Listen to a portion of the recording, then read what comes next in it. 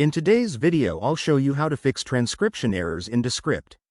We will start on the Descript home screen, where you can see your list of recent projects. I'll move my cursor over the first project in the list and click on it to open it up.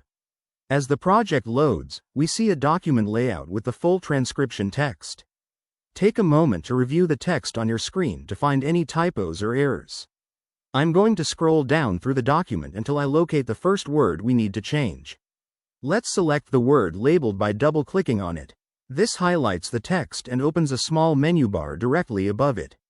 Now, to make our editing process much smoother for multiple errors, we need to enter into the dedicated correction mode first.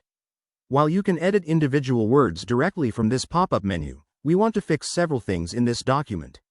So, I will click on the correct option from the menu to switch the entire program into correct mode.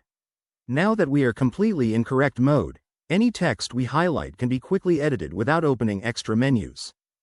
Now that all of our edits are complete, I'll navigate up to the very top of the window and click on the Done Correcting button to safely exit the text editing mode. And that's it. That's how you fix transcription errors in Descript.